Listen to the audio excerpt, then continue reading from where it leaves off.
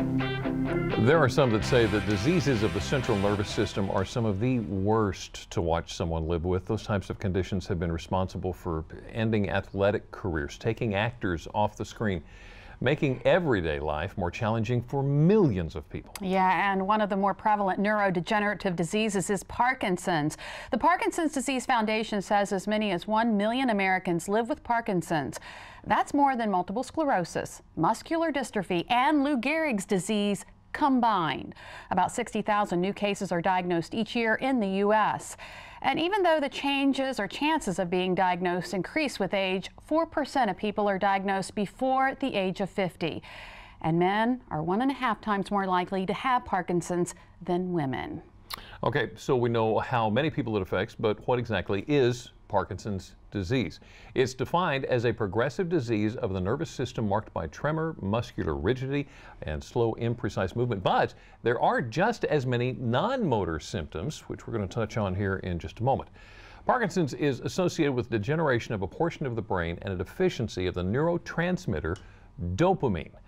Now, still, many of the people who are fighting this disease are also fighting for a cure, like our guest this afternoon. Art Cooley is the co-founder of the Lower Shore Parkinson Support Group. He's also been diagnosed with Parkinson's disease himself. Art, thank you for coming in today. Thanks for having me. We want to know about the group, but tell me real quick about what it was like for you when you were diagnosed. Well, my father had Parkinson's disease, and I had been a primary caregiver for him. So I was aware of a number of the symptoms, particularly in his case, the handwriting becoming very small and a tremor starting and his balance beginning to waver, and he walked with a bit of a stiffness. And two of those symptoms were two of the first that I had, the handwriting and a slight tremor on one hand. Typically it starts on one side. So I was pretty confident about 6 months before I went for an annual physical that I was showing those symptoms, and asked my doctor, who referred me to a neurologist and ultimately to a Parkinson's center, and they confirmed the diagnosis. And that was in 2009? That's correct. Mm-hmm. So how has your life changed since? Well, I had just gone into retirement the year before the diagnosis.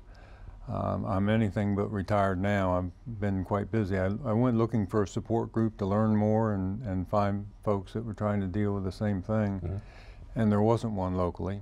I went down to hear a speaker from Johns Hopkins Parkinson Center in Ocean Pines with a few friends from Salisbury, and we were very impressed by Becky Dunlop from Johns Hopkins.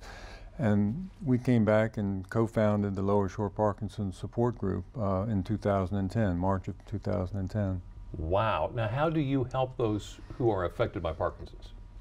Well, our mission statement really has 3 statements in it. One is we work to try and improve the quality of life for those who have Parkinson's disease, and that's done through education and making them more aware of the disease so they can have better interaction with their physicians, and also improve their physical condition to help improve their life. Secondly is raise awareness among the public, and then the third way is to try and help support research efforts that are looking for a cure for the disease or improved techniques for treating the symptoms. And there has been some great research and some leeway or some progression? Research has really kind of ramped up the last year or two, and the FDA, for instance, this year alone has approved 3 drugs, actually 3 drugs that are already approved by the FDA for other purposes. One in particular for leukemia has been found to be effective in helping to treat Parkinson's, so it can be repurposed for that. There are a couple of anti-malaria drugs that are approved for that. There's also a product called Duopa, which is taking the dopamine that you take as an oral medication now to replace what your brain is losing. Right. You can take it infused directly into the lower intestine by a pump through a gastric tube in a steady stream throughout the day. That's just been approved this year by the FDA. It's been available in Canada and around the world for years, but it's another method of getting medication that's easier for some folks to use. And one of the things that your group makes sure that everyone knows is it's important to stay active after the diagnosis. Exercise is vitally important. All medications can do and all surgical interventions can do is try and treat symptoms. Exercise is the only thing at this point that they feel might be neuroprotective or slow down the progression a little bit. Now, what is this we're looking at here? This is one of our projects with the help of the Rotary Club in particular and the Community Foundation. This is the Lower Shore Table Tennis Club that meets twice a week at Crown Sports.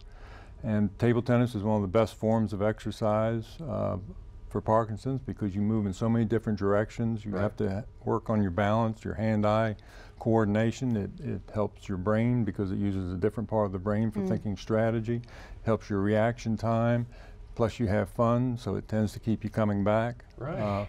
So we've established a club a little over a year ago. We've affiliated with USA Table Tennis. We have a league with over 40 players in it. Wow. And of course staying active is important, but you also stay active in the community, and that's where Party for Parkinson's comes in. That's correct. We've been fortunate to have 2 parties in 2 previous years that helped fund some of our efforts. This year we'll have a party that's a little bit different, but at the party we will give some lucky person a 1985 Corvette. Oh, wow. So that and a couple of cash prizes will be hopefully an incentive for folks to attend the party, and we'll have a good time, and somebody will be driving around in a hot muscle car. Hot muscle car. Okay. Here's what you need to know about attending the party. It's Friday, December 18th from 7 to 9.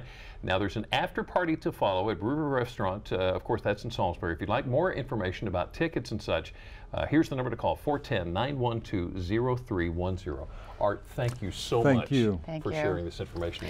And if you would like to learn more about the Lower Shore Parkinson Support Group or next week's Party for Parkinson's, go to WBOC.com, click on our picture at the top of the page. Well, whether you're struck by an unexpected illness or simply thinking about the future, it's important to think about your assets in the event something tragic happens. Coming up, we'll share some tips on how to set up a will while you're living to keep it from costing your loved ones even more once you pass. Now, while it's important to have a will in place, you don't want it to be used anytime soon. So a little later on, we're going to show you how a few ladies are keeping active and healthy well into their golden years, and how you can keep feeling young too.